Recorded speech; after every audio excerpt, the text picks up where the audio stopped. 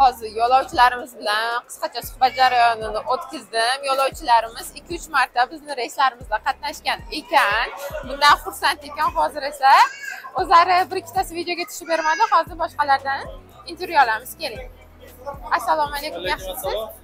Charchamasdan. Yaxshimizmi? Yo'q, charchashim. Qayerga ketyapsiz, xudo xolasa? Nijniga ketyapmiz, xudo xolasa. Nijniy Novgorodga ketyapmiz. Avtobuslar qulayligi juda ham zo'r, hammasi zo'r. Kelishlarini tavsiya qilamiz. O, rahmat. Yana bitta savolim bor edi. Biletni qanchadan xarid qildingiz? Bilet 800 mingdan. 800 ming. Sizga qulay keldimi bilet? Zo'r, hammasi yaxshi. Ma'qul. Oldin ham tez-tez avtobus reyslardan foydalanganmisiz? Ishonchlimi ekan? Ishonchliga bo'ldi. 2 mashina 3 marta borishim. Borib kelyapti. Borib kelgan ekanlar. Zo'r. Taklif qilamiz sizlardan kelishlar, hammasi qo'yganlarda ham.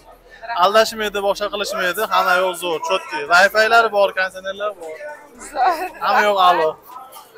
Zo'r, intervyu uchun rahmat. Yaxshi ish qiling, yaxshi kunlarda ko'rishamiz. Qadrli yurtdoshlar, mana ko'rishingiz mumkin. Yo'lovchilarimizning kayfiyatlari a'lo darajada. Sizlar ham Toshkent avtovokzaliga kelib, xalqaro yo'nalishlar bo'yicha biletlarni hoziroq xarid qilib oling. Hammaga xayr, keyingi efirlarda ko'rishguncha salomat bo'ling.